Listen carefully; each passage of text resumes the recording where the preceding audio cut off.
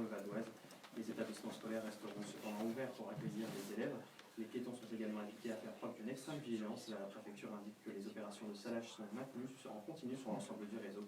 Et elle a également annoncé que les sapeurs-pompiers du Val d'Oise ont totalisé plus de 40 interventions dans la seule journée d'hier. Les urgences de l'hôpital Simone Veil à Aubonne, prise d'assaut. L'afflux est tel que le niveau 2 sur 4 du dispositif hôpital en tension a été déclenché hier. Ce dispositif permet d'ajuster le nombre de lits disponibles pour les services les plus urgents.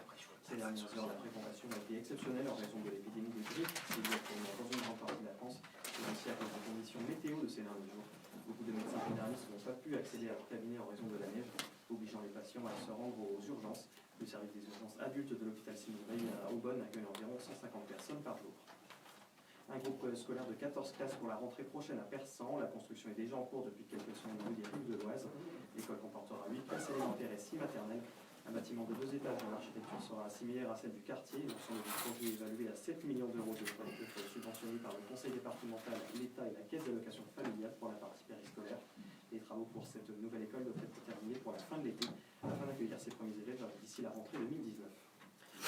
Et enfin, l'aéroport Roissy-Charles de Gaulle recrute dans le domaine de la sécurité. Le GIP Emploi Roissy organisait ce mercredi un forum consacré aux métiers de ce domaine à la maison de l'environnement de l'aéroport. 500 postes sont à pourvoir en contrat pro, CDD et CDI. Il s'agit en majorité de postes d'agents de sûreté aéroportuaire, mais d'autres métiers comme profiler, maître chien ou policier cherchent également à recruter. Mais les règles de sélection pour accéder à la formation sont très strictes. Il faut notamment demander une carte provisoire au Conseil national des activités privées de sécurité. Celle-ci n'est délivrée qu'après une enquête sur la moralité du candidat, et même une amende impayée peut vous empêcher de l'obtenir. Merci Alexis Duvauchel, très bonne journée. C'était la matinale sur LFM Radio Anguin. Nous ferons un nouveau point sur l'actualité valdoisienne à 12h15, 9h04. Bonne journée, et voici le bar de l'économie avec Florence Fleur.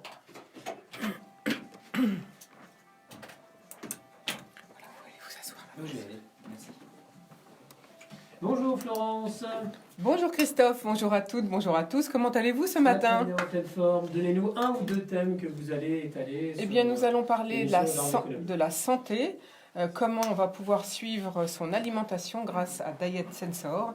Nous allons aussi avoir un coach qui lance justement un coaching fiscal et pour suivre nos impôts et nos investissements. Et puis nous avons 2 auteurs aujourd'hui, c'est exceptionnel. Alban Bourdi pour son livre Espèce de surdoué et Michel Zaccaro pour son livre Je suis tel que vous m'avez défait. Merci, à tout de suite Florence Fleur pour le bar de l'économie d'ici une poignée de secondes. Et juste avant, on écoute quand même le petit indicatif.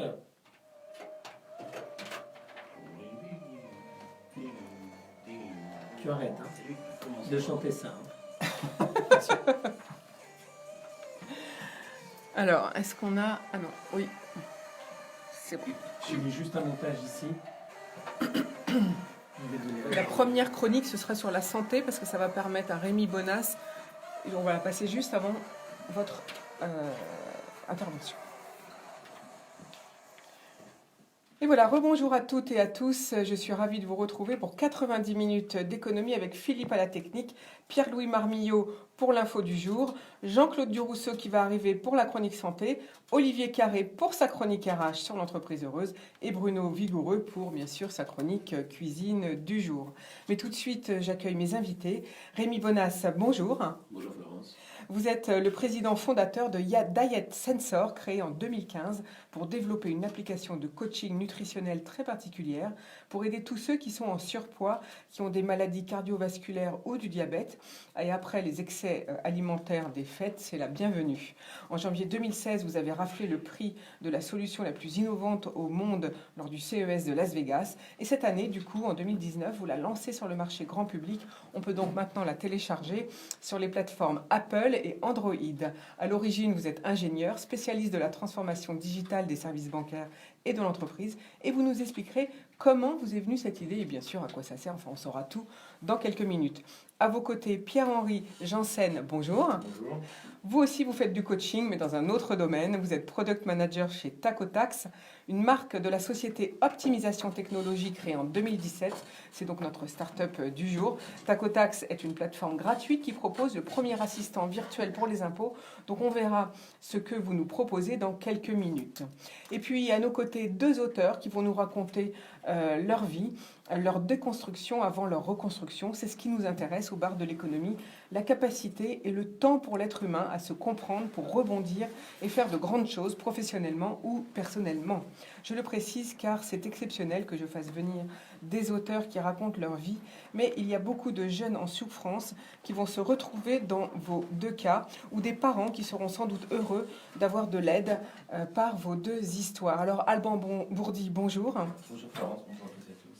Vous êtes l'auteur d'un livre Espèce de surdoué, publié aux éditions Dédicace, car dans les années 85-90, vous êtes diagnostiqué surdoué, on dit précoce souvent maintenant. Vous êtes conférencier sur les thèmes de la surdouance, d'ailleurs vous nous expliquerez ce que ça veut dire pour vous. Et puis vous êtes fait des conférences aussi sur l'hypersensibilité et l'embrigadement sectaire, des thèmes que vous abordez d'ailleurs dans votre livre, bien sûr, puisque vous parlez de votre expérience personnelle. Actuellement, il y a beaucoup d'enfants diagnostiqués précoces ou surdoués, et face aux institutions, c'est difficile de s'intégrer. Vous avez écrit plusieurs livres, un par exemple qui s'appelle Autopsie d'un enfoiré, en tout environ une dizaine de livres, mais aussi des pièces de théâtre. Et puis vous avez ouvert un magasin sur Marseille, et vous êtes président de Surdouessence, l'association que vous avez créée. Et enfin, à nos côtés, Michel Zaccaro, bonjour. Bonjour Florence, bonjour à tous. Vous êtes l'auteur d'un livre, Je suis tel que vous m'avez défait, édité chez Publish Room. Vous voulez lever le voile sur ce qui peut blesser chacun d'entre nous. Vous estimez avoir été un enfant trahi qui s'est détruit lui-même avant de se reconstruire, car vous êtes passé par l'automutilation, la stigmatisation, et même la drogue d'ailleurs, on en parlera, autour d'une mère que vous dites toxique, manipulatrice et perverse.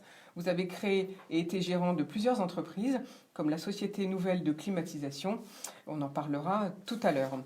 Alors tout de suite, c'est l'info du jour avec Pierre-Louis. Bonjour Pierre-Louis.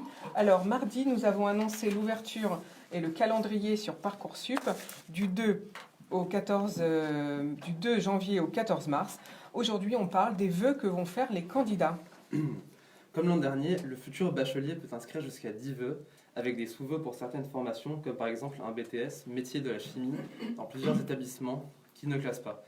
C'est la grande différence avec le dispositif précédent, APB, qui obligeait le candidat à décider plusieurs mois avant le bac de la formation qu'il plaçait au-dessus des autres, avec parfois la mise en œuvre de stratégies pas toujours payantes.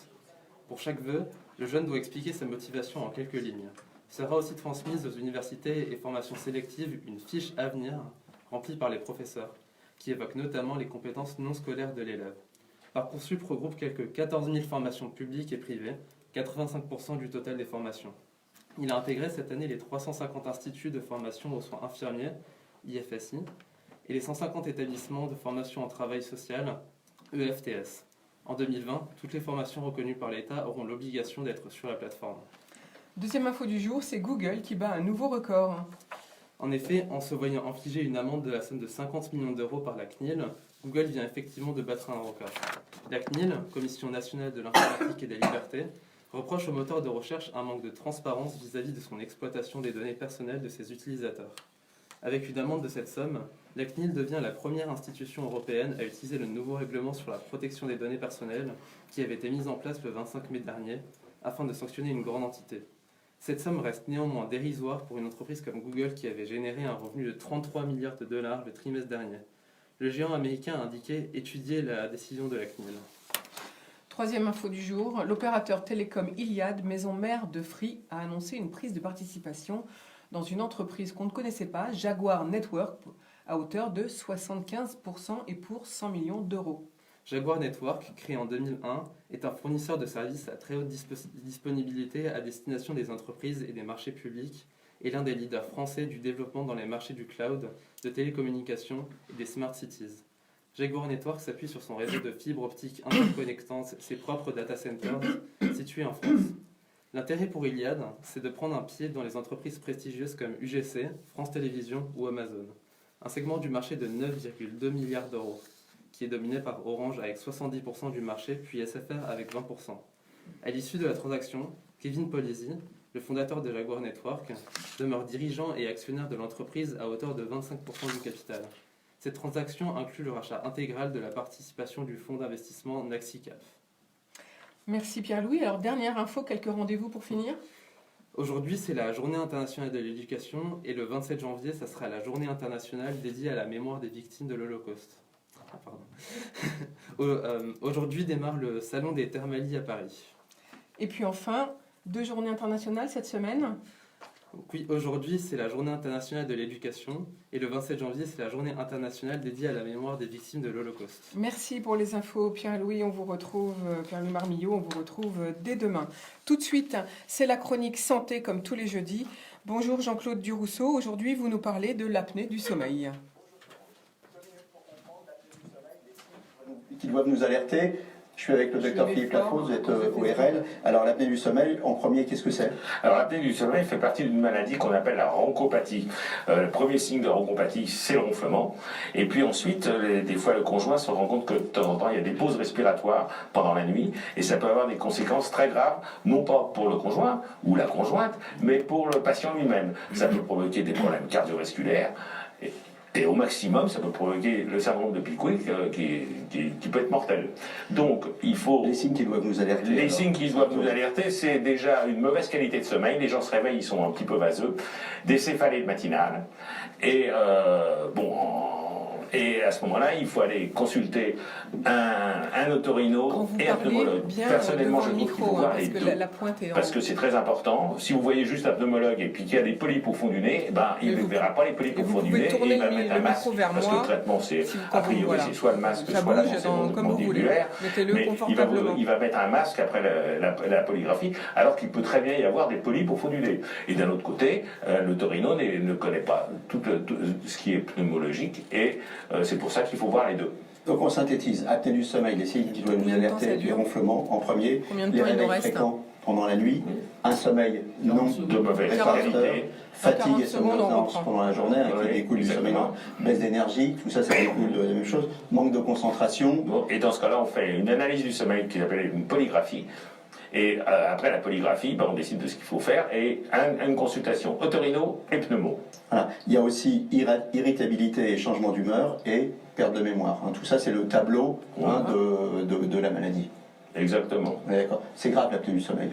C'est très grave. Il faut que ce soit suivi. Il faut que ça soit suivi. C'est une pathologie de découverte relativement récente et on a fait d'énormes progrès. Et les gens qui sont traités d'une apnée du sommeil, c'est très intéressant pour eux. Merci. C'était 2 minutes pour comprendre. À bientôt et d'ici là, portez-vous bien. Merci Jean-Claude. On vous retrouve dès jeudi prochain.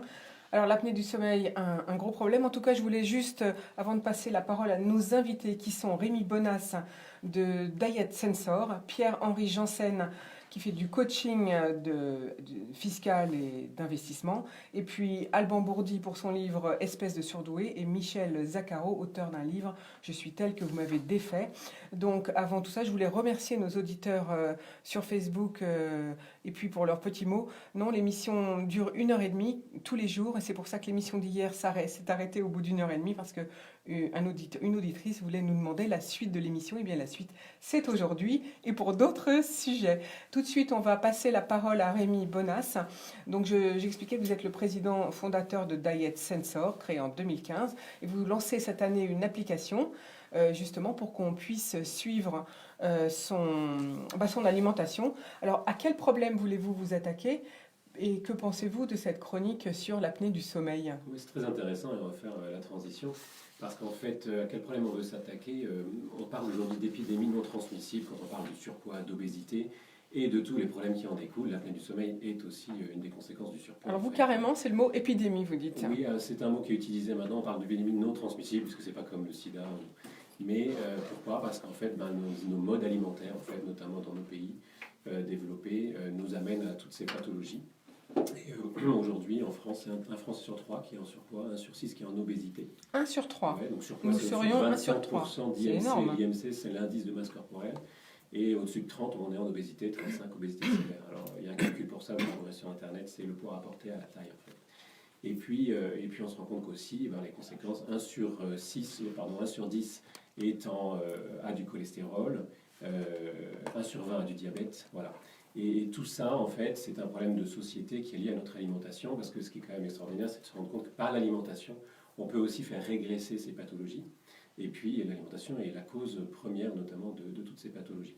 Alors on y reviendra sur l'apnée du sommeil, mais en effet Diet Sensor a un programme apnée du sommeil pour essayer de réguler le sommeil selon la manière dont on mange au dîner en fait. On expliquerait tout ça. Oui, alors justement, vous voulez vous attaquer finalement à ce qu'on entend dans la plupart des médias dès que le printemps arrive, c'est les régimes. Les régimes. Pourquoi? Alors on a fait une étude avec un institut de sondage auprès des Français. Et il y a un chiffre qui nous a fascinés, c'est qu'on a posé la question aux Français, est-ce que vous pensez savoir manger équilibré?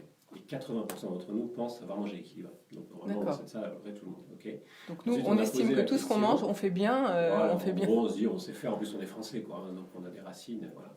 Et puis en fait, après, on pousse un peu plus dans l'étude et on se rend compte qu'il y a 0,2% des Français qui ont répondu à cette question basique du type combien de fruits et légumes par jour. D'accord? 0,2%. Alors justement, l'imposition de ce qu'on entend, 5 fruits et légumes par jour, est-ce que c'est pour nous faire acheter des fruits et légumes ou est-ce qu'il faut manger vraiment? En fait, le gouvernement et les autorités de santé ont travaillé pour simplifier au maximum les quelques réflexes importants, combien de laitage, combien de fruits et légumes, combien de portions de viande rouge, etc. par jour, par semaine. Le problème, c'est qu'on ne les connaît pas. Si je vous dis PNNS, Plan National Nutrition Santé, vous ne connaissez pas. Si je vous dis le site mangerbouger.fr, peut-être vous avez entendu à la télé. Bon. Il fallait une application pour vulgariser ces choses-là et pour les donner à tout le monde. On va parler aussi du supermarché, etc. J'y viendrai avec le Nutri-Score. Et l'application Diet Sensor a la vocation à rendre disponible au grand public tous les réflexes pour manger sainement, puisqu'on pense savoir manger équilibré et qu'on ne le fait pas. Mais qu'est-ce qui se passe à la fin du compte? On se rend compte qu'on continue à grossir, enfin tous les chiffres que j'ai cités, et on se tourne vers les régimes. Mais les régimes ne sont pas une solution, puisque les régimes en fait sont restrictifs et n'apprennent rien. Et on s'est rendu compte avec notre sondage que 56% des gens qui ont fait un régime ont repris leur poids ou plus. Ou plus souvent, ouais, c'est vrai. 10% en plus, général, c'est la moyenne. Voilà. Ce qui est énorme parce que si on fait un régime par an, en fait, ça veut dire qu'on grossit chaque année. C'est terrible. Et en fait, pourquoi? Parce qu'en plus, on n'apprend rien. Les gens disent « je n'ai rien appris ». Bah, évidemment, si vous mélangez une poudre protéinée avec du lait tous les jours, vous n'apprenez pas à manger équilibré. Et si vous recevez des boîtes chez vous qui ont été préparées en plus avec des aliments qui ne sont pas trop recommandables, vous n'allez pas apprendre. Et qu'est-ce que veut faire Diet Sensor? Il veut vous éduquer, vous remettre en main les bons réflexes, qui ne sont pas si compliqués que ça en fait. Et en plus, ce qui est sympa, c'est que quand on mange équilibré, on peut manger en se faisant plaisir. Le régime restrictif, il va vous mettre dans une attitude, et dans votre physiologie va réagir en disant « oulala, attention, restriction, il faut que je stocke ». Et donc on ne maigrit pas, et en plus, si on réussit à maigrir, on va reprendre derrière. Hein. C'est une histoire de dette auprès de son corps, c'est comme à la banque. Vous faites un emprunt, vous devez des intérêts, ben là c'est pareil, le corps reprend. Le corps reprend ses intérêts, bon, c'est une bonne formule. Donc l'application va aider à équilibrer son alimentation et en se faisant plaisir, c'est très important. Alors justement, donc fini les régimes, c'est ça que vous dites, hein. Il vaut mieux donc faire un petit suivi. Donc comment vous est venue cette idée? Alors en fait, nous on a été exposés, comme vous l'avez dit dans l'introduction, on n'était pas du tout dans le domaine de la nutrition. Oui, parce que vous étiez dans le domaine de l'entreprise, vous étiez du conseil, consultant voilà, en plus. Chez Deloitte, et ma femme avait sa boîte de RH. Et notre fille est tombée malade en 2000. Voilà, c'est une histoire de couple en fait, votre entreprise. C'est une histoire familiale au départ. Notre fille est tombée malade en 2013, si je ne me trompe pas, du diabète type 1. Donc là, c'est une maladie auto-immune qui n'a rien à voir avec dès la naissance, l'alimentation. Alors elle l'a eu à 9 ans. Ça peut se déclarer, le type 1, il se déclare entre 0 et 30 ans, en gros. Est-ce que vous connaissez la différence entre le type 1 et le type 2? Le Vous type peut-être 2 l'expliquer? L'alimentation, c'est-à-dire le type 2, c'est surtout parce qu'on a mangé de manière déséquilibrée et souvent pris du poids, son corps se met à résister à l'insuline. Donc ça arrive souvent beaucoup plus tard, vers l'âge de 50 ans souvent. Exactement. Et le type 1, en fait, on l'appelle le diabète juvénile, infantile. Il se trouve que le pancréas arrête de fabriquer de l'insuline, mais parce que le corps a attaqué le pancréas par une maladie auto-immune. Et du coup, les conséquences sont qu'il faut contrôler à vie son alimentation. De manière assez drastique pour le type 1, parce qu'il faut se mettre de l'insuline sans se tromper, sinon on se met dans le coma. Donc on a dû, nous, du jour au lendemain, se mettre à compter ce que notre fille mangeait. Ça nous était totalement étranger. Et du coup, on a regardé. Et donc c'était très difficile, j'imagine. C'est compliqué, oui. Vous devez savoir combien, alors c'est notamment les glucides pour le diabète, savoir combien de glucides il y a dans tout ce qu'elle avale au cours de la journée. Et du coup, devant cette problématique-là, on s'est rendu compte qu'il n'existait pas de choses assez poussées pour nous aider au quotidien, et puis pour nous éduquer aussi là-dessus. Et on s'est mis à fabriquer du coup une solution, on s'est entouré de médecins. Et en fait, on a monté une société, on a tout quitté, nos jobs, etc. Et on a monté une application, donc Diet Sensor, qui avait vocation au départ à aider les diabétiques. Et on s'est entouré de médecins et il se trouve qu'on s'est présenté au CES de Las Vegas 6 mois plus tard et qu'on a raflé le premier prix. Ça nous a évidemment beaucoup encouragés. Alors pourquoi? Parce que notre solution était très innovante. Il y a une option dans notre solution qui est un peu chère, mais qui sert aux malades qui peuvent se le permettre, c'est un scanner moléculaire. Donc là, on peut scanner les molécules de l'aliment pour savoir ce qu'il y a dedans. Voilà. Grâce à son téléphone, tout ça, on est bien d'accord. Alors, il y a un scanner qui se connecte au téléphone et ce scanner, on attend qu'il rentre dans les téléphones d'ici 2020. Donc c'est une solution, j'en parle peu parce que c'est pas très abordable. Hein. C'est une technologie de pointe qui vaut 50 000 $. Nous, on la vend à 400 $. Et on peut scanner n'importe quel aliment. Et du coup, le CES a reconnu l'innovation, a reconnu l'utilité publique et le côté très design et, voilà, de cette solution. Et ça nous a donné donc, le prix de l'application la plus innovante au monde. Et puis on s'est vite rendu compte en fait que 90% des gens qui venaient s'inscrire chez nous venaient pour perdre du poids ou manger sainement. Et on a fait un grand virage en 2018 pour sortir cette nouvelle version. Alors je précise, elle est complète sur Apple, donc sur iPhone vous pouvez la télécharger, Diet Sensor sur l'App Store. Sur Android, vous aurez la version plus médicale qui est en train d'évoluer vers cette version grand public progressivement d'ici les 5-6 prochains mois.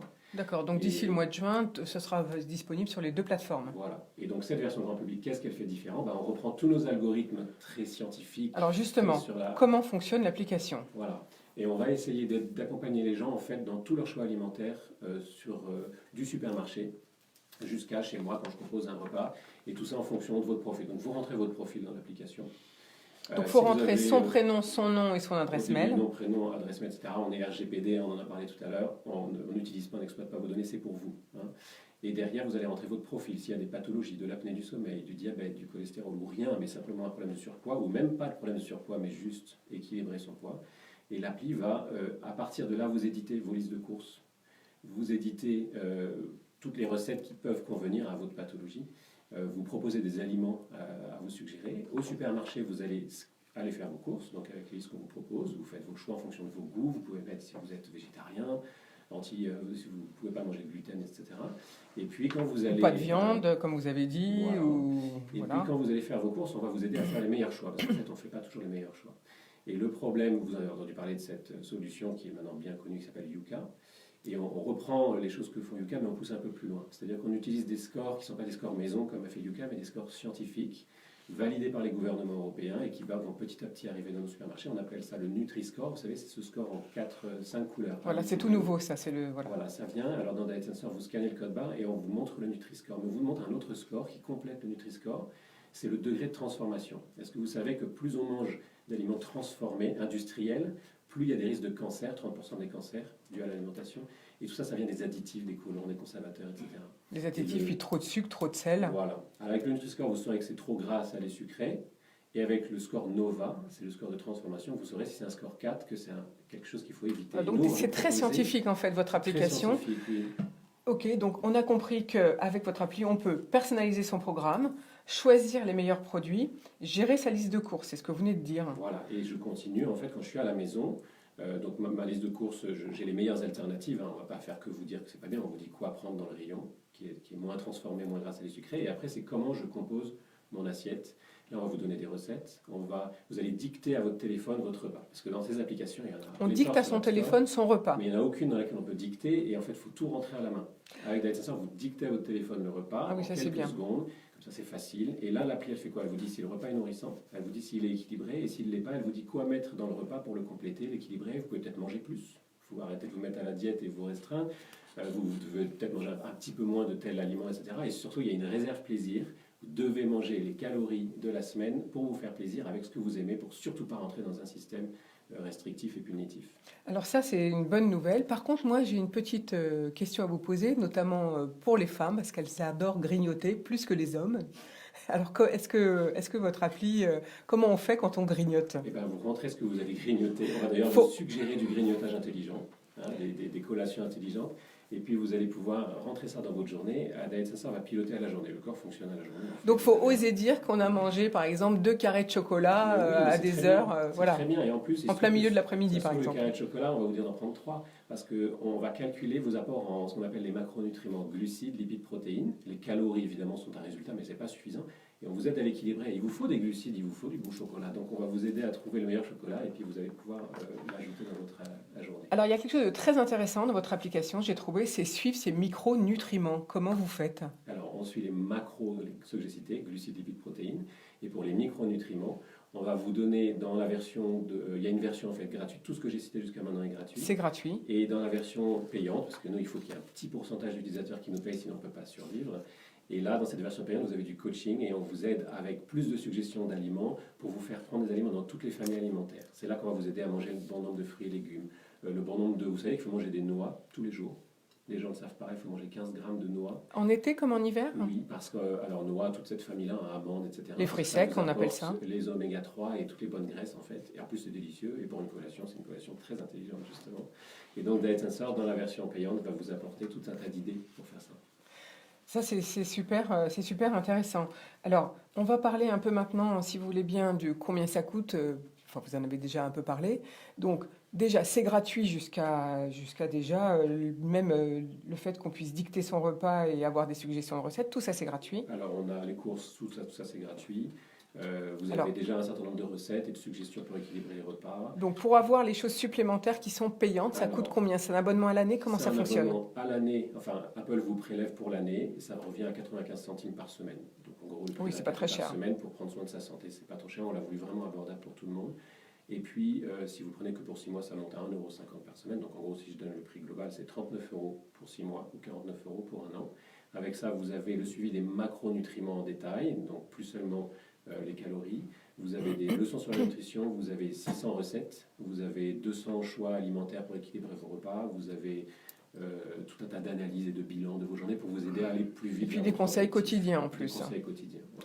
Alors, est-ce que vous allez vous faire pour vous... Alors, maintenant, parlons stratégie entreprise, si vous voulez bien. Comment allez-vous vous développer? Comment vous êtes-vous financé pour ces 2 ou 3 années qui viennent d'écouler?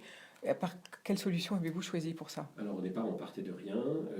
Avant de quitter notre job complètement, on a fait un peu un prototype, etc. Et puis, assez vite, on a trouvé un entrepreneur qui est le patron du groupe Aztec, un groupe français, qui incube des startups. Et on a fait un deal. Ils nous ont aidé à développer la partie informatique. Et très vite, on a eu un premier apport de fonds. On a eu des business angels qui nous ont suivis. On a levé 500 000 € pour démarrer. Là, on a pu quitter notre job complètement. Et puis ensuite, on a eu le CES de Las Vegas. Et là, il y a des grands groupes qui se sont intéressés à nous. On a gagné le prix Publicis. Et on a eu des fonds de Publicis, donc comme deuxième innovation mondiale. On a eu le CES de Las Vegas, première innovation. Et là, du coup, le groupe Air Liquide nous a accompagnés. Il y avait des synergies dans le diabète parce qu'Air Liquide est leader européen sur le suivi des diabétiques à domicile. Et puis, d'autres business angels se sont rajoutés. En tout, c'est 5 millions d'euros qu'on a levés. C'est pas une petite appli qui coûte 50 000 €, c'est une appli qui coûte des millions d'euros. Oui, d'autant que vous êtes fait appuyer par des vrais scientifiques. Il y a des médecins, etc. Donc c'est toute une équipe. Donc c'est très sécurisant pour une application. On est une quinzaine de personnes maintenant. Et en effet, tout ça, ça se paye. Alors aujourd'hui, on lance cette version grand public et on espère du coup cette année passer le 1 million de téléchargements. On en est au démarrage là, on a 60 000 comptes.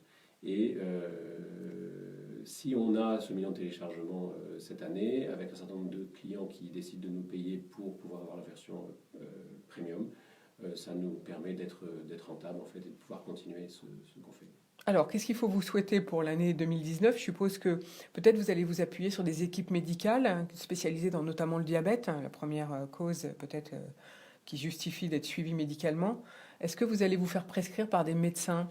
Est-ce que vous allez faire aider? Avec notre partenaire Air Liquide pour se faire connaître par les médecins, où en effet le médecin peut prescrire. On a un partenariat avec Direct Medica, qui est du groupe WebHelp, qui a sorti la première plateforme de téléconsultation où tous les diététiciens et tous les médecins d'ailleurs peuvent s'inscrire et ouvrir leur compte et se mettre à pratiquer en ligne. Donc là, je fais un peu de pub pour eux, c'est nos partenaires. helloconsult.com, je suis médecin ou diététicien et je me mets à consulter en ligne. Et là, les diététiciens peuvent travailler avec Diet Sensor. Avec tous les clients qui ont Diet Sensor, ils voient en fait ce que le patient a mis dans son application, ils peuvent l'aider à régler son application, ils peuvent voir ses bilans, etc. Donc c'est vraiment comme une consultation à distance, comme si on était côte à côte sur l'application. Voilà. Et donc ce genre de partenariat nous permet d'être prescrit du coup par des professionnels de santé. Maintenant, qu'est-ce qu'on peut nous souhaiter? Qu'un maximum de médias parlent de nous pour que l'appli soit téléchargée, que le bouche à oreille fonctionne. Des applis comme Yuka sont arrivées à des scores assez impressionnants de téléchargement, je crois qu'on a passé les 8 millions. Donc quand un produit fonctionne, qui plaît et qui rend service, surtout quand il est gratuit, normalement ça se développe tout seul. Et puis on va continuer à l'international parce qu'on est présent dans tous les pays. On peut chercher les aliments en les dictant en 20 langues déjà. Oui, c'était ma question suivante. On commence par la France. Combien de langues? Et puis ensuite on va essayer de se faire plus connaître sur les autres pays où on est présent, donc partout. Donc 20 langues. Donc déjà 20 langues 20 langues reconnues. On a 600 reconnues. 000 aliments reconnus à la voix et en 20 langues. Donc ça permet pour nous après d'aller faire nos campagnes dans les différents pays. On commence par l'Europe et ensuite les États-Unis et tous les pays anglophones. Puis après on ira un peu plus, je pense, vers l'Asie. Alors dernière question, je suppose qu'il y a de l'intelligence artificielle, comme on dit, dans votre solution. Alors, très honnêtement, l'intelligence artificielle, c'est quelque chose qui est auto-apprenant. L'application a beaucoup d'intelligence et d'algorithmes. Elle a pas le côté artificiel dans le sens où plus on utilise, plus elle est intelligente elle-même. Hein, d'accord, il n'y a pas ces réseaux neuronaux. Et je ne crois pas qu'il y en ait besoin pour faire de la nutrition. Donc, on ne surfe pas sur cette vague-là et il n'y en a pas spécialement besoin. Par contre, de l'intelligence, oui, il y en a beaucoup, mais c'est une intelligence médicale Humaine et scientifique. et scientifique. Et donc, vous avez dit 600 aliments qui sont reconnus 600 000. par 600 000 aliments reconnus par la voix. Oui. C'est énorme. Donc ça veut dire, est-ce qu'il vous en manque? Non, vous pouvez vraiment trouver tout jusqu'à la recette du bœuf bourguignon ou de la lasagne maison. Et puis vous pouvez rentrer vos propres recettes également. Donc, On peut rentrer ses propres, suggérer des recettes si on veut. oui, et puis là, dans 2 semaines, on sort la possibilité de, si on a soi-même sa recette maison, on va pouvoir la rentrer, calculer, dire c'est une recette pour 8. Et ensuite, quand je me sers une portion, hop, on la met dans l'application avec les valeurs pour une portion. Merci beaucoup Rémi Bonas pour cette magnifique application. Donc je rappelle que c'est Diet Sensor. Donc si on veut vous joindre, on fait comment? Dietsensor.com, un site anglais et un site français. Il y a un point de contact sur le site en bas pour nous contacter. Et puis vous allez surtout sur l'App Store, vous tapez Diet Sensor en un mot, D-I-E-T-S-E-N-S-O-R, et vous pouvez télécharger l'application. Sur Android aussi, vous avez une belle application hein, déjà très scientifique, mais il n'y a pas encore la liste des courses, des recettes par exemple, et ça va arriver bientôt. Donc bientôt, et tout sera finalisé pour le mois de juin, c'est ce qu'on a compris. Merci beaucoup. Alors donc vous êtes déjà une équipe d'une dizaine de personnes. Vous allez encore embaucher dans les mois ou dans l'année qui vient? Pas d'embauche particulière parce qu'on est plutôt en fin de phase du produit qui se termine. D'accord, donc là vous finalisez le Et produit. maintenant on est plus sur des partenariats Marketing ou commerciaux. Voilà. Voilà, parfait. On sait tout maintenant sur Diet Sensor. On va tout de suite faire une nouvelle pause, toujours en chronique aujourd'hui. Et là, c'est la chronique RH avec Olivier Carré sur l'entreprise heureuse. Bonjour, Olivier.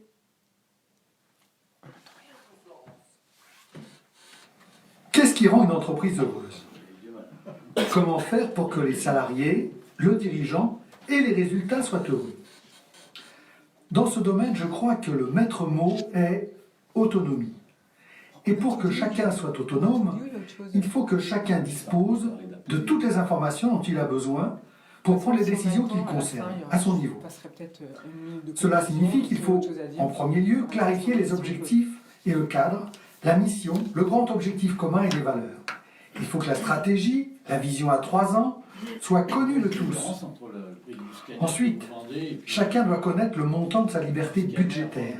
Quelles sont ses possibilités financières? Est-ce que, Alors, seulement, en fonction du caractère et de l'expérience de chacun, l'autonomie pourra commencer à se lancer. Bien sûr, tout cela ne peut pas se faire du jour au lendemain. Surtout si l'entreprise existe depuis longtemps et que sa culture est plutôt de type vertical. il a fini la On peut distinguer 3 étapes importantes pour aller vers une entreprise heureuse. Je vous passe la parole. L'expérimentation, la structuration, puis la démarche globale. L'expérimentation doit se composer d'actions rapides à mettre en place et peu coûteuses, mais néanmoins impliquantes pour les salariés et la direction. Il peut s'agir par exemple de télétravail, d'horaires aménagés, de suppression de la pointeuse, de chartes promouvant le travail collaboratif, etc. Si après l'expérimentation, les dirigeants et les collaborateurs sont convaincus de l'intérêt à poursuivre la démarche, ils peuvent passer à une phase de structuration plus élaborée, qui peut toucher l'organisation du travail, l'organigramme, le système informatique, les niveaux de prise de décision, etc., etc. Pour arriver à des résultats efficaces, tous les collaborateurs concernés doivent être impliqués dans la réflexion et la mise en place des actions qui auront été décidées. Ouais, c'est très bien son appli. Cette phase engagera l'entreprise dans un processus de progrès irréversible. Chacun pourra bien sûr arrêter le processus au niveau qui lui convient. Ce processus peut prendre beaucoup de temps car il ne s'agit pas seulement de changer l'organisation, mais aussi la culture de l'entreprise, la communication interne et la façon de percevoir le travail du dirigeant et des collaborateurs.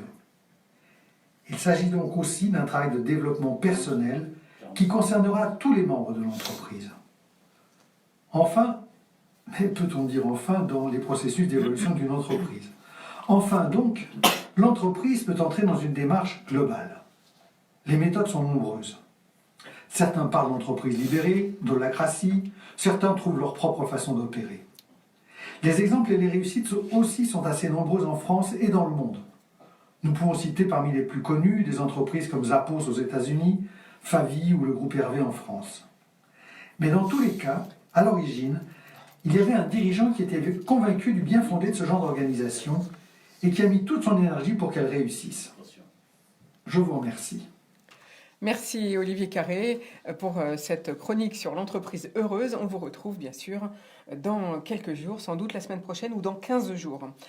Voilà, alors aujourd'hui au bar de l'économie, je suis accompagnée de Rémi Bonas pour Diet Sensor, de Pierre-Henri Janssen pour Tacotax, d'Alban Bourdi pour son livre Espèce de surdoué et de Michel Zaccaro pour son livre aussi, Je suis tel que vous m'avez défait. Et on va tout de suite passer la parole à Pierre-Henri Janssen. Alors vous êtes dans une Rebonjour Pierre-Henri, vous êtes dans une entreprise heureuse, vous, et car vous lancez Tacotax, c'est bien ça, Exactement. pour faire du coaching fiscal. Exactement. Donc, voilà, donc, vous l'avez dit, c'est du coaching fiscal. L'idée, c'est de rendre service, d'être utile aux contribuables sur la question d'impôts sur particuliers.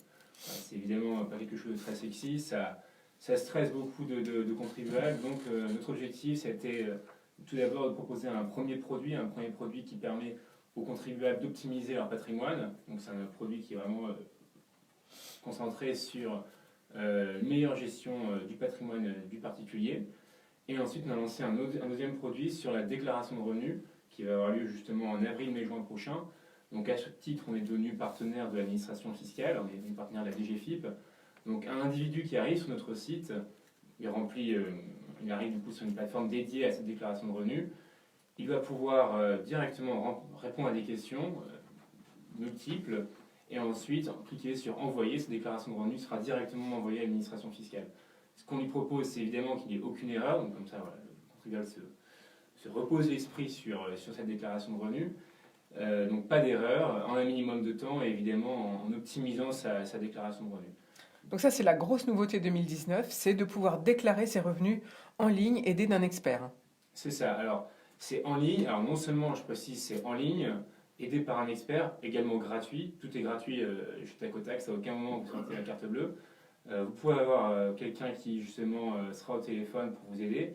Et surtout, vous n'avez plus à passer par impôt.gouv pour faire votre déclaration de revenus. C'est vraiment entièrement entre la plateforme Tacotax et la Direction Générale des Finances Publiques. Voilà, on est devenu partenaire et comme ça on a... Voilà, officiellement, vous avez créé donc un lien avec c'est ça, alors les c'est impôts. un lien qui existait auparavant déjà sur d'autres forme de communication, notamment sur la TVA. Et il existe aussi depuis quelques années sur l'impôt sur le revenu. Et voilà, donc on est devenu partenaire justement sur ce canal de communication. Alors, avec vous, on peut aussi défiscaliser, réduire nos impôts, c'est-à-dire? Alors, donc ça, c'est le premier produit dont je vous parlais tout à l'heure. C'est un produit vraiment concentré sur la défiscalisation. Donc, pareil, vous remplissez un questionnaire de plusieurs questions. Ensuite, on va chercher dans un algorithme très complet quelle va être la meilleure solution d'optimisation de votre patrimoine vis-à-vis de votre profit. Donc, ça peut prendre en considération votre horizon temporel de placement, votre âge, votre niveau de revenu, votre niveau d'impôt à payer. Donc, énormément de critères qui vont s'entrecroiser. Et ensuite, l'algorithme vous donne un résultat. Un résultat particulier, personnalisé vis-à-vis de votre situation. Derrière, un expert qui va être vraiment spécialisé dans ce produit en question et justement autour de vous, dans votre région, va vous rappeler pour vous donner plus d'informations. Voilà, l'intérêt de Tacotax, c'est que ça n'est pas que des assistants virtuels, il y a aussi des êtres humains derrière. C'est ça, exactement. En fait, on a toute derrière la l'appli. partie sur notre site où c'est vraiment des assistants virtuels, c'est des algorithmes qui tournent, c'est vraiment beaucoup de développement de produits qu'on a réalisé ces derniers mois, ces dernières années. Mais à la fin, c'est quand même un expert qui vous rappelle, un expert de votre région qu'on a trié, qu'on a sélectionné sur le volet, pour justement vous répondre au mieux et vous accompagner dans une stratégie d'investissement. Donc par région, vous avez sélectionné, alors c'est Exactement. qui? Des experts comptables, des experts fiscaux? On a tout en fait. Alors ça va dépendre de la catégorie du produit. On a évidemment des conseillers en gestion de patrimoine, des experts comptables, des avocats fiscalistes. Alors là, ça va être vraiment répondre à des questions très spécifiques, très précises. Hein. Oui, d'ailleurs, vous donnez déjà quelques exemples sur votre site. Bien sûr, j'ai été naviguer comme tout le monde hier, pour préparer cette émission. Donc, vous donnez déjà quelques conseils. Comment faire? Oui, Parce que, par exemple, si on loue une pièce de sa maison sur Airbnb ou d'autres plateformes de location, vous expliquez comment il faut le déclarer. Exactement. Voilà. Donc, il y a énormément de contenu, énormément de fiches hein, sur tout type de déclaration, de problématiques fiscales, de problématiques patrimoniales qui permettent à quelqu'un de se renseigner, justement, d'avoir des bonnes informations, des informations de qualité. Elles sont toutes relues par des experts en fiscalité, justement, et des experts en comptabilité. Donc l'information est vraiment de bonne qualité. Et ensuite, donc, pour revenir à cette déclaration de Airbnb, vous en avez cité la déclaration de Airbnb, mais il y a plein d'autres cas qui nécessitent une déclaration spécifique. Voilà. Et ça, c'est le produit de déclaration de revenus qui prend ensuite en charge. Voilà, donc parce que quand on fait ce genre de location, ça commence à devenir complexe, les déclarations de revenus. Alors, donc là, il vaut mieux se faire aider. En tout cas, exactement. Alors on a vu, parce qu'on a testé du coup ce produit l'an dernier, donc là c'est la deuxième année qu'on va le mettre en ligne, qu'on va le proposer. Il y a effectivement des contribuables qui sont complètement perdus, paniqués, je pourrais même dire, avec cette déclaration de revenus, avec ces déclarations notamment de revenus Airbnb, de déclaration d'indépendants. Donc voilà, on les aide, on les aide à se sentir un petit peu mieux du coup. Et on les aide également à éviter les erreurs et à optimiser du coup leur déclaration de revenus. Et alors, également leur patrimoine. Est-ce que tout est gratuit ou est-ce qu'à un moment donné, quand même, il faut payer? Quel est votre modèle financier? Alors justement, vraiment tout est gratuit, du début jusqu'à la fin. C'est la particularité de Tacotax. En fait, il n'y a aucun secret. Hein. C'est la personne avec qui on va mettre en relation notre utilisateur, évidemment avec son accord, va nous rémunérer en fonction de cet apporteur. Nous sommes apporteurs d'affaires en quelque sorte pour les conseillers en gestion de patrimoine, pour les experts comptables. Voilà, donc ce sont eux qui nous rémunèrent. Mais en tout cas, sur le site Tacotax, c'est entièrement gratuit. Donc la déclaration de revenus, les produits de défiscalisation, c'est intégralement gratuit et vous ne sortez à aucun moment de votre carte bleue. Mais par contre, si on demande un conseil fiscal, si on a une déclaration un peu plus compliquée qu'un simple chiffre à poser dans sa déclaration, est-ce que là, ça devient payant ou est-ce que c'est toujours gratuit? Alors, a priori, tant que vous restez sur notre site, donc tant que vous restez avec des personnes en interne chez Tacotax, donc les experts en fiscalité, ça sera intégralement gratuit. C'est à partir du moment où on met en relation avec un avocat fiscaliste, où là, évidemment, il va vous facturer des honoraires, c'est aussi bien normal. Mais attention, on vous met en relation avec un avocat fiscaliste, vraiment quand de notre côté on ne peut pas faire autrement. Donc ce sont des revenus très particuliers, des revenus vraiment très complexes, qui, notamment c'est un cas de fiscalité internationale ou c'est un cas de plus-value particulière, mais vraiment on est en mesure de répondre à au moins 98% des situations fiscales. D'accord. Donc, il y a une petite part, effectivement, l'avocat fiscaliste est nécessaire, parce qu'il y a un contentieux, mais dans la plupart des cas, on peut toujours du coup trouver une solution. Donc si on a donc il faut pas hésiter finalement à vous contacter. Donc pour tout problème d'investissement ou de fiscalisation finalement, il faut taper donc quoi? Comment on fait pour vous joindre? Alors Tacotax, donc tacotax.fr. J'ajoute également qu'on est en train de lancer un nouveau produit sur le crédit. Donc voilà, c'est justement pour aider les particuliers à diminuer le montant de crédit qu'ils ont réalisé, donc diminuer leur mensualité. Et on va également lancer, donc ça c'est dans les projets. Alors ça c'est dans les projets, c'est-à-dire que vous allez pouvoir nous avoir à des taux de crédit moins chers qu'éventuellement nous aider à renégocier nos crédits. Ça c'est pour quand? Alors il y a déjà un premier produit qui existe. Donc ça permet aux contribuables qui ont plusieurs crédits, plusieurs mensualités qui courent, de les regrouper et d'en faire justement une mensualité moins importante. Donc ça également, il y a énormément de critères qui font que le contribuable ou pas est éligible à ce type de dispositif. Donc pareil, on a un simulateur qui permet de comprendre si la situation du contribuable permet d'être éligible et ensuite d'être mis en relation avec quelqu'un qui va finaliser son dossier et qui va lui trouver le meilleur taux. Donc nous, en amont, ce qu'on fait, c'est est-il éligible et quelle nouvelle mensualité le contribuable pourra avoir. Donc ça, c'est déjà en ligne, ça existe déjà, c'est tout à fait fonctionnel. Et maintenant, on a un deuxième produit qu'on compte lancer également sur le crédit immobilier, justement pour aider les contribuables à trouver le meilleur crédit immobilier. Donc là, c'est le projet à horizon 3 mois qu'on souhaiterait lancer. Donc du coup, voilà, donc, on a commencé par vraiment la défiscalisation, puis la déclaration de revenus, donc vraiment tac au tac, c'était vraiment lié aux impôts, c'était vraiment le but de cette plateforme. Et ensuite, maintenant, nous souhaitons avec tac au tac justement vous développez vers le crédit, coaching, voilà, tout type de crédit, on a bien compris. Crédit et tout type d'investissement de manière générale, voilà, donc sur les problématiques financières en fait. Et pour l'immobilier, ça sera finalisé quand ce nouveau service sur Tacotax? D'ici donc maximum 3 mois, on espère. Enfin au mois de juin à peu près, tout est terminé. Bien avant. D'accord. Donc on pourra en ligne finalement connaître si on veut faire un investissement immobilier ou prendre un crédit pour une voiture, on peut tout de suite savoir quel est le meilleur taux et quelle est notre mensualité. Exactement. Voilà, donc ce sera du coup la valeur ajoutée. Voilà, ce sera la nouveauté 2019. Donc vous reviendrez nous en parler dès que ce sera. Donc on vous reverra sans doute au mois de juin ou au mois de septembre prochain. Ça marche, merci beaucoup. Ça marche. Merci à vous. En tout cas, on va faire tout de suite une jolie pause musicale. Et puis on revient après, on va rencontrer nos deux auteurs du jour.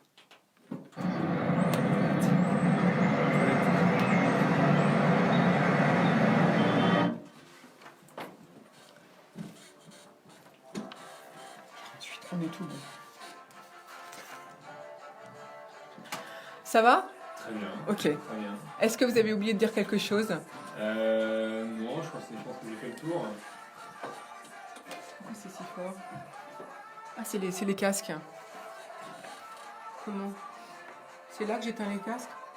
C'est là que j'éteins les casques ? Il faut éteindre les casques, sinon on a des problèmes avec Facebook. C'est baissé. Il y en a un qui est sur on a des problèmes, voilà. Merci. J'ai cité les marques, c'est pas gênant. Non, moi ça me gêne pas. Le CSA peut me dire boum, mais bon, on verra. De toute façon, ils vont pas tout écouter mes émissions, j'en fais tellement que. Parce que sur d'autres radios, ils nous disent surtout pas. J'ai pas le droit de dire qu'on est sur iPhone et pas complètement prêt sur Android. Bon, moi je dis tout. Voilà. En fait, si tu cites une, je crois que t'as pas le droit, mais si t'en cites 3, c'est bon. Enfin, les journalistes télé, c'est ce qu'ils me disent. Non, mais nous, on est une radio associative, on vit que de dons et de subventions. Et comme on ne fait pas de publicité, si j'ai quelques émissions qui vont être replacées en public, ce n'est pas grave. Donc, voilà. Ne vous inquiétez pas, tout va bien. De toute façon, après, c'est mon problème. Alors, par contre, vous, si... Donc, en général, je rends l'antenne vers 10h24.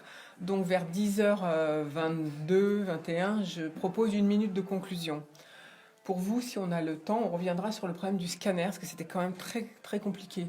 Le scanner moléculaire, là ? Oui. Il met toujours un peu de temps à être compris, c'est très innovant. Oui, voilà. Donc, on va revenir, si vous voulez, là-dessus. Je veux bien vous redonner la parole pour parler de ça. Qu'est-ce que vous voulez ? Vous voulez que les gens comprennent comment il marche ou comprennent pourquoi on le fait si peu cher Non, c'est quel est l'intérêt d'avoir un scanner intelligent ? Que ça coûte très cher, un scanner. Comment vous faites pour le plugger à cette appli ?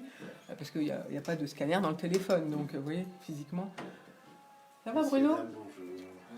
Alors, tu veux qu'on fasse ta chronique tout de suite avant de passer la parole à nos auteurs, ou bien tu attends 20 minutes sinon ? Je suis un joueur entre tes doigts. Maintenant, tiens. Va là-bas alors. D'accord, on y va, on y retourne tout de suite alors, parce que sinon, on y va. C'était qui ? Philippe. Panic at the Disco. Merci. Sur IDFM, vous avez reconnu, j'en suis sûre, Panic at the Disco. Sur IDFM, vous avez sans doute reconnu Panic at the Disco. Vous êtes toujours au bar de l'économie. Et nous sommes en compagnie aujourd'hui de Rémi Bonas pour Diet Sensor, de Pierre-Henri Janssen pour Tacotax, et puis aussi avec Alain Bourdi pour son livre Espèce de surdoué, et puis avec Michel Zaccaro pour son livre Je suis tel, que vous m'avez défait. Mais tout de suite, c'est la chronique culinaire du jour, à vos fourneaux. Bonjour Bruno. Bonjour Florence, bonjour à toutes et à tous. Je peux vous dire qu'il n'est pas chaud dehors. Alors je vous propose aujourd'hui une bonne recette qui se mange justement au cœur de l'hiver. quand il fait bien froid et qu'on est content d'apporter sur la table. Ces plats qui fument, vous savez. Cette recette, elle est pleine de bonnes choses. C'est la saison des soupes. Alors on y va. On va faire un bon vieux minestrone d'hiver. C'est simple, c'est sain, c'est bon. On va préparer ce plat, car c'est un vrai plat pour 4 personnes. Vous comptez 35 minutes de préparation et 1h40 de cuisson.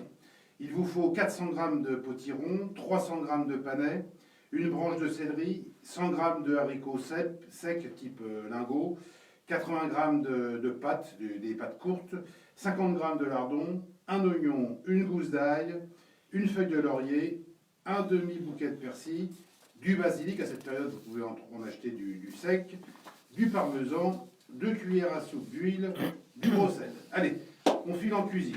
Alors déjà, pour commencer, la veille, vous faites tremper les haricots dans de l'eau froide.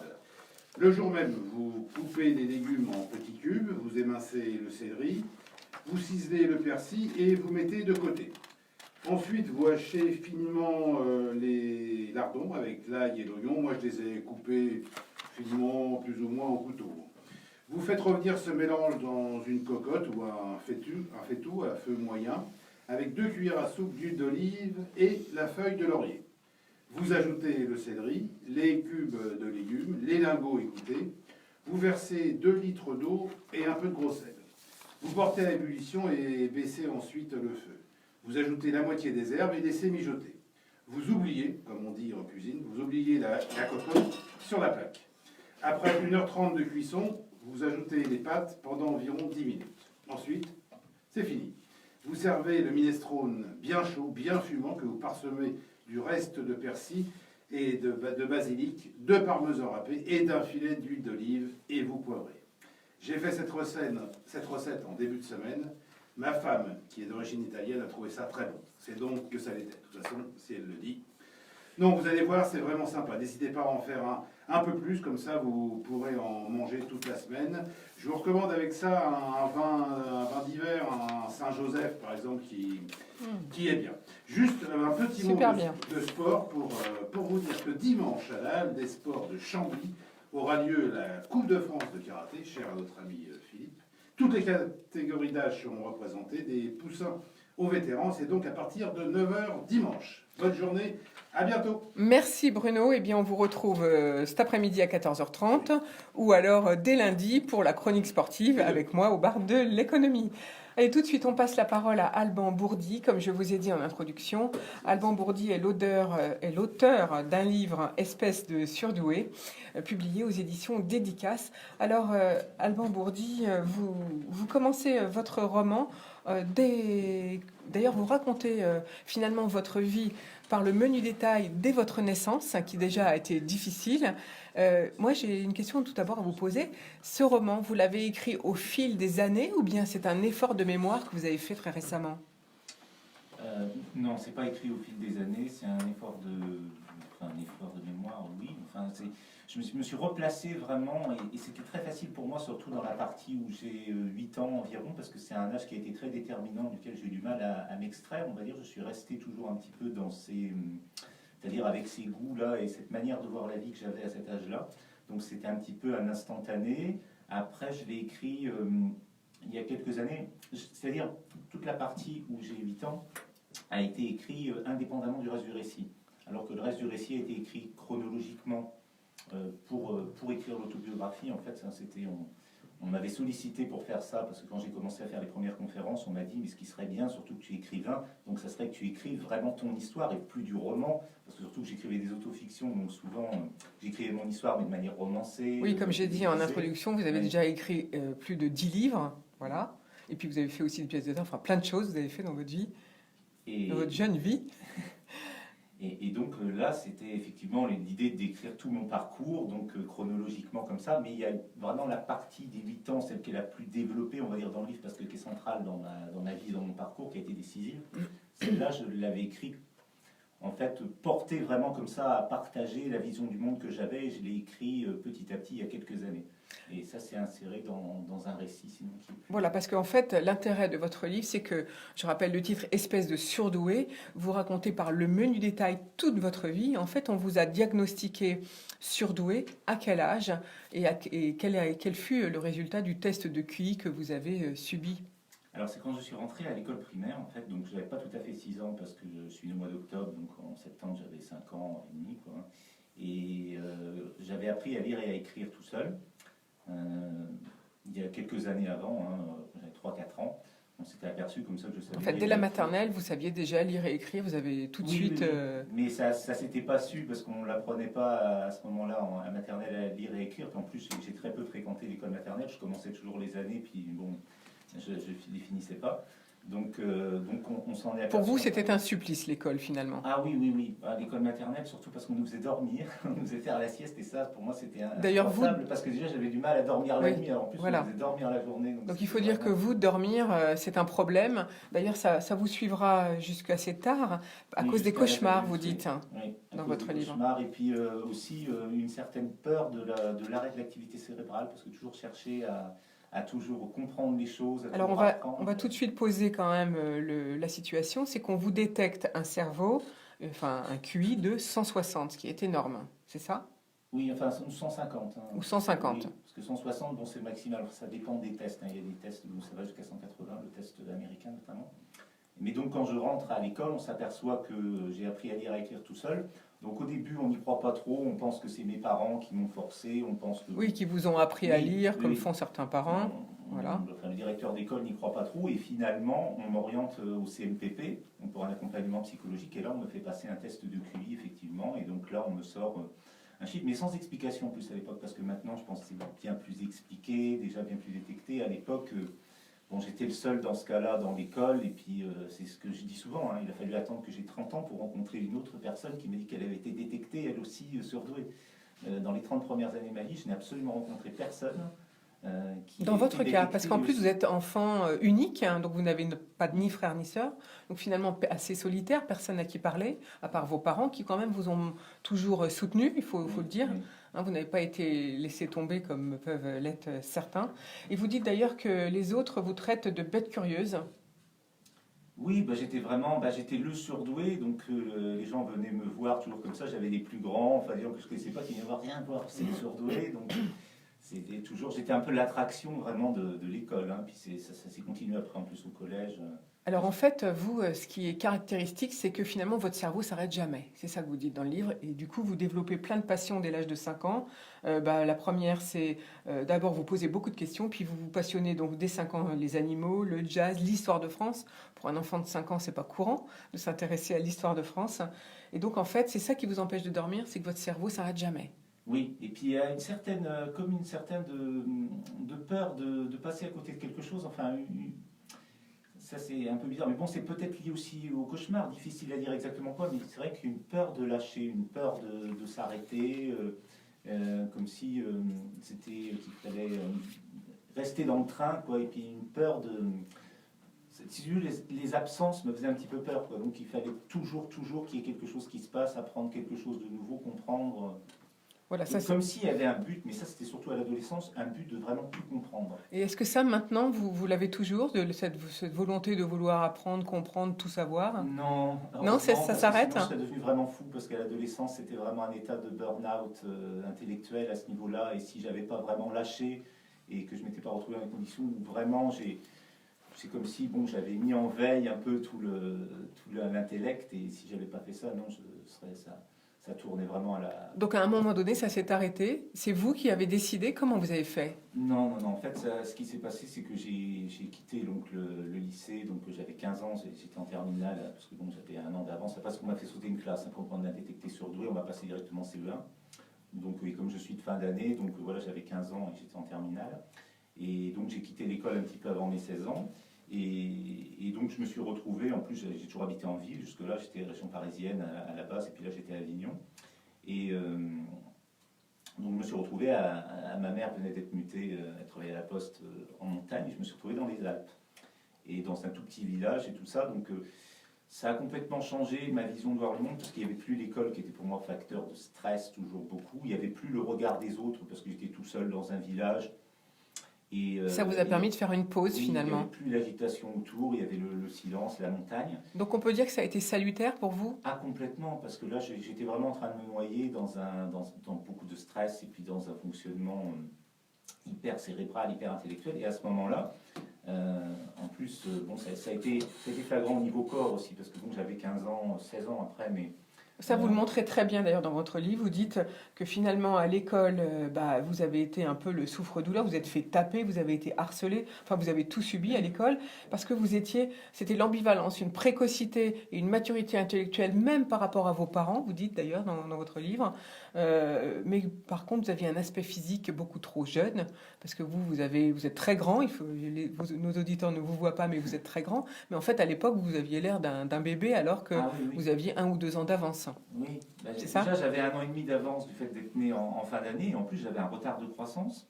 Donc les deux cumulés. Et j'étais très pâle, enfin quand je me vois, on me voit un peu, on me voit pas en bonne santé quoi, sur les photos comme ça. Donc j'étais vraiment, je paraissais très faible, chétif et très jeune et très... Donc impossible de s'intégrer dans ces cas-là, vous dites, à l'école.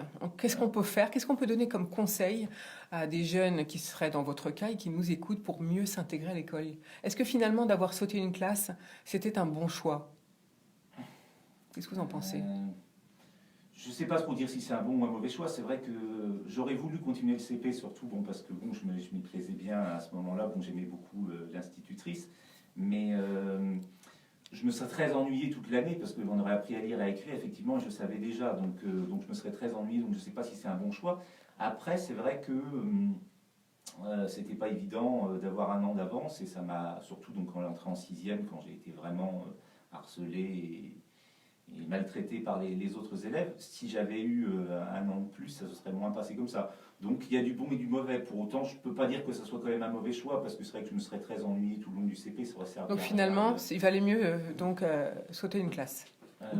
Oui, enfin je sais pas. Je pense que chacun est un peu différent, mais c'est vrai que enfin, je connais surtout maintenant des enfants, c'est vrai qu'à qui on fait sauter 2-3 classes maintenant parce que bon, ils ont des capacités intellectuelles très fortes, mais c'est vrai qu'après ça fait un gros décalage et les enfants ont du mal à le vivre comme ça, donc après ils vont souvent dans des écoles à la maison, comme j'ai pu des faire écoles aussi, spécialisées, oui, ou alors à la maison, effectivement, comme vous avez fait, parce que vous avez quitté en fait le lycée en pleine année scolaire. Hein.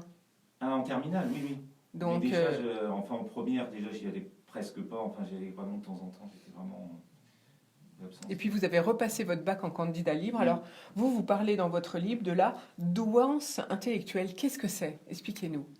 C'est simplement le fait d'être surdoué, c'est-à-dire d'avoir un QI supérieur à la norme, enfin supérieur à la norme, c'est-à-dire dans la fourchette vraiment au-delà de 130, parce que c'est là qu'on parle vraiment de caractéristiques spéciales. Donc on appelait surdoué, donc quand j'étais enfant, il y avait tout ce qui est surdoué, maintenant on va parler de précocité ou d'eau potentiel. Et donc après, c'est le fait d'être surdoué. Alors après, il y a plusieurs noms. Alors, voilà, il y a plusieurs noms. Expliquez-nous comment fonctionne un cerveau pour qu'on comprenne, nous qui nous sommes des êtres humains avec un QI beaucoup plus bas. C'est-à-dire, vous apprenez beaucoup plus vite que les autres, vous comprenez tout plus vite, ou est-ce qu'il y a des choses que vous compliquez aussi pour comprendre? Comment ça se passe? Oui. Moi, je peux parler surtout de l'enfance, parce que c'est vraiment dans l'enfance que j'ai vu la différence, on va dire. Tout était appris... très rapidement, un peu comme... c'est-à-dire c'est comme quand j'ai appris à lire et à écrire, un peu par imprégnation. C'est-à-dire on voit les choses écrites autour de nous comme ça, et au bout d'un moment, on finit par savoir la correspondance aux mots et tout ça. C'est pas un apprentissage comme ça petit à petit, c'est une espèce d'imprégnation, de choses qui s'apprend comme ça. Donc ça se fait intuitivement finalement, c'est ça que vous nous dites. Et ça va beaucoup plus vite bien sûr que chez nous qui avons un QI plus et par contre ça peut compliquer parce que comme on se pose toujours énormément de questions, si on prend l'apprentissage traditionnel, c'est-à-dire apprendre petit à petit, apprendre par cœur, on va se poser des questions sur chaque détail, sur chaque virgule, et finalement on va compliquer des choses qu'on n'arrivera plus à comprendre parce que... Et donc nous, si on est aidant ou adulte, en fait, à la limite, pour aider les enfants comme ça, il faudrait les aider à simplifier. C'est ça? À simplifier... Oui, je pense qu'on a toujours besoin, c'est sûr, de simplifier, parce qu'il y a trop propension à tout compliquer et à tout questionner. Mais c'est surtout de laisser faire, je pense, petit à petit, et d'essayer par rapport aux enfants, en tout cas de ne pas leur faire apprendre par cœur, relire et relire. Par exemple, moi j'apprenais un texte, je le lisais une fois, je le connaissais par cœur. Et ça, quand j'ai fait du théâtre aussi à l'adolescence et après au jeune âge, quand j'ai passé le bac par exemple, c'était un bac théâtre, hein, et il y avait donc le texte de Platonov, et donc ils avaient toute l'année étudié Platonov, c'était le programme de la classe théâtre. Moi je suis arrivé la veille, on m'a dit que c'était Platonov, je ne l'avais pas lu. Et je devais jouer le lendemain et je devais faire une étude dessus. Et je l'ai lu donc dans la soirée, et le lendemain je savais le texte, et bon j'ai fait une explication, bon, voilà comme ça un peu intuitive, mais bon c'est une des meilleures notes que j'ai eues au bac au final. J'ai eu 13 et dans les autres la plupart j'ai eu 9, entre 9 et 11.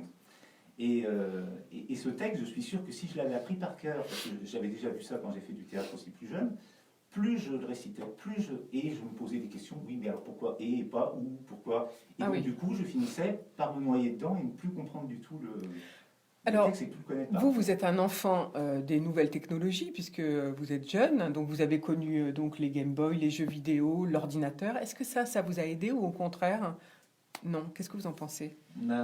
Tout ce qui est console, j'ai très peu pratiqué, hein, vraiment, parce que c'était pas trop mon univers. Après l'ordinateur, oui, c'est vrai que j'ai eu la chance à la maison, on a eu un ordinateur avec un logiciel de traitement de texte quand j'avais 8-9 ans. Donc c'est vrai que c'était assez simple pour moi d'apprendre comme ça. Après, je ne sais pas si ça a facilité, mais c'est vrai que j'ai toujours eu des facilités, en tout cas, à comprendre. Mes parents ne comprenaient pas, d'ailleurs, parce que je ne lisais pas eux, ils déchiffraient la notice. Et moi, j'arrivais déjà à faire fonctionner l'appareil comme ça, sans... Alors, il y a deux choses dans votre livre qui, je trouve, ressortent beaucoup. C'est la solitude et les femmes.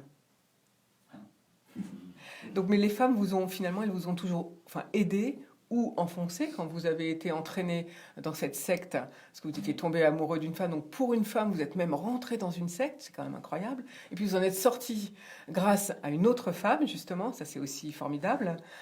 Et c'est ainsi d'ailleurs que c'est grâce aux femmes que vous avez commencé à faire des conférences et à parler de ce qui vous arrivait. Parce qu'en plus, vous avez développé quelque chose d'extraordinaire. C'est une extrême sensibilité, mais alors vous, c'est aux odeurs. Il y en a certains, ça peut être à autre chose. Vous, c'est les odeurs. Oui, oui. Enfin, l'extrême sensibilité, elle est aussi aux émotions, oui, mais aux émotions et aux odeurs. Oui. Oui. Deux extrêmes sensibilités. Et un jour, à 18 ans, votre cerveau, il dit stop. Oui, au niveau, oui, enfin c'est ce que je racontais tout à l'heure, ça oui, c'est que le cerveau, effectivement, quand je me suis retrouvé là dans les Alpes comme ça en montagne, j'ai réussi à dormir sans faire de cauchemar. Et je me suis mis à pousser d'un seul coup, donc de 20 cm en quelques semaines, et puis d'un seul coup, j'ai trouvé une paix qui m'a fait voir les choses de manière beaucoup plus posée, et comprendre surtout comprendre la vie un petit peu, parce que c'est-à-dire, jusque là, j'ai l'impression que c'était une course, qu'il fallait tout comprendre, comme si c'était un genre d'une espèce de challenge. Et en plus, vu le regard qu'on me donnait, qu'on me mettait toujours comme quelqu'un qu'on stigmatisait comme faible, comme tête de turc ou tout ça, j'avais vraiment l'impression que j'allais pas survivre, que j'étais pas adapté à ce monde-là. Oui, parce que vous en êtes sorti tout seul, vous ne vous êtes pas fait aider par des psychologues spécialisés, vous avez fait votre chemin tout seul. Oui, enfin, c'est-à-dire en plus quand on m'a orienté, c'est-à-dire à l'école, il m'avait obligé à prendre des rendez-vous par exemple avec un psychiatre, mais il avait fini par me dire au bout de 3 séances, écoutez, je vois pas ce que je peux faire pour vous, et puis voilà, c'était... Bref, il n'y connaissait rien. Oui, puis il comprenait pas, enfin, c'est-à-dire qu'il y a un peu un côté ambivalent, c'est-à-dire que comme on est assez... c'est-à-dire même en allant très mal, j'étais toujours capable de tenir un langage assez structuré, réfléchi, je pense, ou tout ça. Donc lui ne voyait pas vraiment une différence particulière dans ce que j'étais, mais c'est parce que moi-même je ne savais pas trop la verbaliser, puis j'avais peut-être pas trop envie de la montrer non plus, donc je donnais bien le change. C'est peut-être difficile à verbaliser quand on est enfant et même jeune ado, c'est difficile, je pense, à verbaliser. Oui. On ne sait pas trop, on n'a pas de référence, on n'a pas de repère. Oui, et en plus ce truc-là faisait, je l'ai compris, surtout après, quand j'ai vu qu'on pouvait vivre différemment, qu'on pouvait vivre de manière beaucoup moins stressante et sans être... Mais bon, c'est un petit peu ça, enfin, quand je vois les témoignages, c'est un peu toujours dans l'adolescence, on a toujours l'impression que les choses prennent une proportion folle, on a toujours l'impression que tout est horrible, qu'il y a du danger, qu'on est scruté en plus, enfin... Et finalement, bon, après, quand on arrive à l'âge adulte, on se rend compte que la vie n'est pas si terrifiante. Et alors, du coup, finalement, c'est grâce à une de vos amies qui vous dit, finalement, il faut en faire un métier de votre état. Et vous commencez à faire des conférences, puis vous créez cette association je vais y arriver, surdouessance, voilà. Donc, pour aider les autres jeunes ou moins jeunes qui ont connu les mêmes événements que vous. Oui, bah, c'est arrivé en fait assez spontanément. C'est que c'était écrit sur la 4e de couverture du premier livre donc, qui a été publié, qui s'appelait Chute ascendante, c'était écrit dessus que j'avais été diagnostiqué surdoué à l'enfance. Et donc j'ai commencé à avoir beaucoup de gens qui m'ont parlé de ça, qui m'ont fait, quand j'allais sur des salons, des dédicaces ou par Facebook, des gens qui me faisaient remonter des témoignages là-dessus. Et alors que moi, je pensais plus du tout à ça, même ça. Il faut dire qu'entre 20, enfin quand je suis sorti de l'école jusqu'à 30 ans, oui, je savais que j'étais surdoué, mais c'était quelque chose auquel je ne pensais plus du tout. Et là, le fait que ça soit écrit dans ma biographie de la 4e de couverture du premier livre, ça a fait que là, j'ai eu donc pour la première fois des gens qui étaient surdoués et qui me le disaient que je rencontrais. Et donc, on me parlait de ça et j'ai vu qu'il y avait beaucoup de grandes souffrances, de gens qui se sentaient seuls au monde, qui avaient l'impression que rien n'était fait pour eux, qu'ils étaient complètement en décalage et qui aspiraient donc à se rencontrer et puis à avoir des informations là-dessus. Et voilà, c'est pour ça en fait qu'est venue la première idée instinctive, comme ça, un matin, enfin instinctive, un peu une espèce de fulgurance. Je me suis dit, je vais faire une association pour organiser un événement comme ça pour que les gens se rassemblent et pour mettre des conférences et des rencontres autour de ce sujet-là. Alors donc, si on est donc surdoué, précoce ou haut potentiel, comment peut-on vous contacter? Comment on fait? Sur le site surdouessence.fr, si on met toutes les coordonnées en bas de la page d'accueil, et sinon par les réseaux sociaux, sur Facebook ou autre, ou à la page Surdouessence, la page de l'association, ou à ma propre page. Voilà. Parce que vous dites d'ailleurs en conclusion, vous dites que ce qui vous apportait dans les conférences, c'est de me dire qu'il faut y aller, qu'il faut m'exposer pour aider les autres à en parler, à sortir, à mieux s'assumer. On simplifie toujours sa vision, on croit toujours que tout le monde est comme soi. Voilà, donc je pense que moi j'invite tous les gens qui ont envie de se renseigner sur qu'est-ce qu'un surdoué ou un haut potentiel ou un précoce, d'acheter votre livre. Je rappelle qu'il est édité aux éditions, j'ai un trou de mémoire, vous allez m'aider. Dédicace, voilà.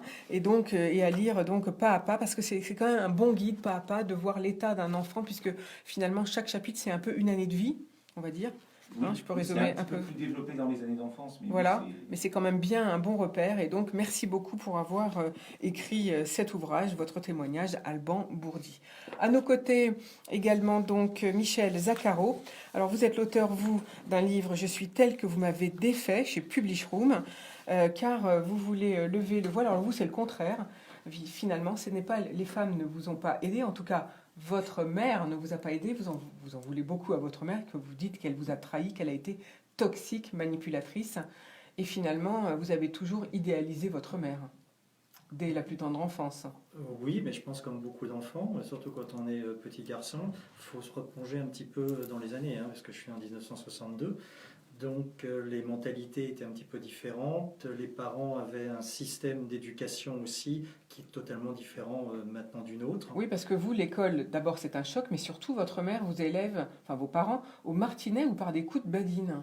C'est incroyable. Oui, alors ça a été même un peu plus loin, puisque bon, c'était de façon sporadique, mais j'ai même eu le droit quand même, c'est ce que je racontais il n'y a pas longtemps, par mon père qui était cavalier d'ailleurs, à aussi du fouet. Oh. Donc ça a été, même si c'est resté peut-être 2-3 fois, je garantis que ça choque. Alors il faut dire que votre mère s'est mariée très jeune, 17 ans, oui, avec un homme un peu plus âgé, 35 ans il avait. Oui, pour échapper justement au dictat familial de son père. Votre mère, pour échapper au diktat. Voilà, tout à fait. Et finalement, tout va changer quand elle va perdre son 3e enfant. C'est là que vous dites qu'elle change, elle devient irascible, instable. Absolument. Et finalement, elle ne s'occupe plus de vous et elle prend une dame que vous appelez Mafélie. Vous dites heureusement qu'elle a été là. Vous l'appelez Ma, c'est le diminutif de maman d'ailleurs. Oui, très certainement. Et puis on a été très très proches puisque j'ai retrouvé en fait ce qui s'est passé, c'est que mes parents ont monté une entreprise dans les années 68 qui fonctionnait bien. Donc ils étaient évidemment à pied d'œuvre dans cette entreprise. On a eu pas mal de nourrices puisqu'on est au total 4 enfants, mais à l'époque on était 2. Beaucoup de problèmes avec certaines nourrices. Et puis c'est vrai que cette nourrice espagnole, que je vois toujours d'ailleurs, m'a élevé pratiquement, m'a tout appris. En fait, ce que ma mère n'a peut-être pas pu, n'a pas su faire. Et donc, du coup, c'est avec elle donc, que vous arrivez à vous développer à peu près normalement, parce que votre mère, elle veut que vous alliez en pension. Oui, alors ça, c'est une tradition familiale. Tous les garçons dans la famille vont en pension. Ça, c'est classique. On garde les filles à la maison et on met les garçons en pension. Pas parce qu'on estime que les garçons sont difficiles à élever. Alors c'est un peu spécial de se dire avec le recul, parce qu'on se dit pourquoi les garçons, parce qu'un petit garçon est différent d'une petite fille, il se développe différemment. Donc c'est vrai qu'à l'époque, on joue à la guerre, on est un petit peu plus turbulent. Et puis je pense que surtout la famille n'a pas su peut-être prendre la réalité des choses, et j'étais peut-être un petit peu différent, peut-être un petit garçon qui aimait bien observer, peut-être apprendre aussi, et qui ne se retrouvait pas dans cette espèce de cercle restreint familial qu'on nous impose. Dans votre livre, vous dites que vous avez choisi à l'adolescence la puberté, l'homosexualité finalement, mais vous auriez pu très bien choisir des femmes, parce qu'on sent que vous aimez les femmes. Alors je ne l'ai pas choisi en fait, parce que c'est vrai que justement, voilà, la stigmatisation, c'est qu'on me met une étiquette. En fait, moi je suis ni homosexuel ni hétérosexuel, je vais là où je suis bien. Alors ça, je viens de l'apprendre il n'y a pas si longtemps. Mais en fait, donc vous pourriez être bisexuel, c'est ça que vous dites? Je le suis de toute façon. C'est clair, moi ce que je recherche, c'est l'épanouissement. Je suis quelqu'un d'assez libre et j'ai compris bien vite qu'il ne fallait pas m'imposer les choses. Surtout des choses qu'on nous impose, en fait. Des gens décident qu'on ne doit pas aller avec des hommes ou qu'on ne doit pas aller avec des femmes. Je pense qu'il faut aller là où on est bien. Mais alors vous êtes tombé dans tous les excès, et même dans la drogue à 50 ans. Oui, tout à fait, absolument. Alors, il y a eu, Pourquoi? C'était par défi, pour tester? c'est un peu compliqué, c'est un peu comme en définitive la relation avec les hommes dont vous parliez, parce que je pense que je suis parti en opposition en fait, à ma mère, j'étais très proche d'elle, donc il a fallu évidemment que je découvre d'autres choses, et j'ai dû avoir certainement ce qui me manquait de mon père, cette espèce d'autorité, peut-être même dans mes pratiques, la violence un petit peu peut-être masculine. Mais comme vous le disiez tout à l'heure, de toute façon j'ai eu des relations avec des femmes, c'est très très bien passé, et aujourd'hui d'ailleurs je me sens plus à l'aise pour m'épanouir avec une femme qu'avec un homme. Pour moi, ça reste, me concernant bien évidemment, c'est une sexualité alors qui était en plus active à l'époque et qui a été après plutôt dans la soumission. Et alors donc, parce que j'ai commencé à remettre un petit peu les choses en place avec l'âge, avec toutes les expériences que j'ai eues, et puis de toute façon, j'avais pas le choix puisque c'était cette solitude qui était là, mais en fait qui était une très bonne alliée pour moi parce que j'ai besoin de cette solitude. Oui, d'ailleurs vous, comme Alban Bourdi, vous parlez beaucoup de solitude. Oui, c'est quand même des mots forts chez vous deux. Et vous, par contre, vous êtes un bourreau de travail, vous enchaînez les boulots, plein de petits boulots, plein de boulots, jusqu'à même avoir vos propres entreprises. Et alors, le comble, je trouve, c'est que vous donnez quand même, malgré vos rapports avec votre mère, vous lui donnez la gérance. Parce qu'on est toujours dans cette espèce d'idéaux, la mère, la famille qu'on nous impose, et encore, je trouve ça stupide parce qu'en fait on détruit, même à l'adolescence, parce qu'on se rattache à quelque chose qui des fois n'existe pas. Et alors du coup, vous avez un jour un ami mal intentionné qui fait que, à cause de lui, vous allez faire de la prison parce qu'on vous accuse de blanchiment d'argent. Oui, alors c'est la seule expérience que j'ai eue en plus de vie commune avec un garçon. Ça n'a pas duré longtemps, 3 mois. Mais en fait, ça suffit pour encore plus me donner une expérience. Donc carrément, vous allez connaître la prison. Oui, c'est fort. On en a parlé d'ailleurs, parce que c'était un inspecteur des permis de conduire. Donc c'était l'époque où les gens achetaient leur permis de conduire. Et moi, en fait, j'étais un petit peu stupide, puis amoureux. Je pensais que j'avais découvert peut-être un amour. Et puis peut-être aussi à me protéger avec quelqu'un pour essayer de faire quelque chose. Et puis quand vous êtes bête, vous allez jusqu'au bout, puis vous apercevez que l'autre, il vous enfonce pour s'en sortir, et vous vous retrouvez en effet prison de la santé pendant 3 mois, et le pire, c'est d'être condamné après à faire que du sursis. Et alors donc, le pire, c'est surtout que votre mère, elle en profite pour liquider votre entreprise et partir avec la caisse. Voilà, comme elle a toujours fait même pour mon père. Elle a liquidé l'entreprise de votre père aussi. Elle a liquidé au bout de 37 ans de mariage. Elle a liquidé. Ça, elle est très forte pour ça. Il n'y a pas de souci. Alors donc, j'avance un petit peu parce que je ne vais pas raconter tout le livre exactement comme pour Alban, parce que je veux que tout le monde aille acheter votre livre, Michel Zaccaro, je suis tel que vous m'avez défait. Donc, peut-être que ce qui va vous faire rebondir, c'est peut-être le décès de votre père. Vous lui écrivez une très belle lettre, on la trouvera d'ailleurs en page 133, et vous faites une grave dépression, et après, justement, c'est ça qui va vous donner le ressort de rebondir. Alors en fait, j'ai eu, oui, ce rebondissement tout le temps. D'abord, bon, je suis un homme d'entreprise, j'ai monté des entreprises de meubles au niveau national, des entreprises d'énergie renouvelable. J'ai même au début monté une entreprise un petit peu ludique, parce que je contactais les piscines pour mettre des piscines avec des petites auto-tamponneuses pour enfants. J'ai travaillé aussi, parce que je ne parle que des entreprises en fait que j'ai créées, mais j'étais aussi salarié dans les entreprises, notamment dans la boulangerie-pâtisserie industrielle, où là je gérais aussi un gros budget de 5 millions d'euros.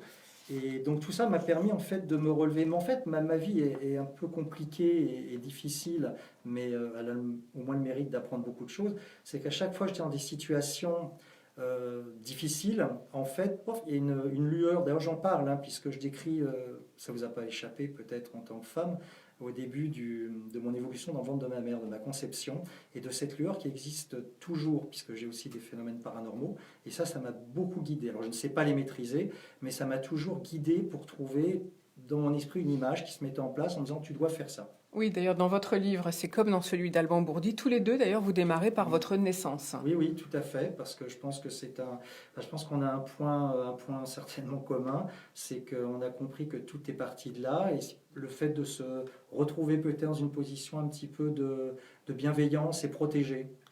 Enfin, en tout cas, vous, ce qui est intéressant également, c'est que vous dites finalement, je me découvre un homme libre, et vous le comprenez.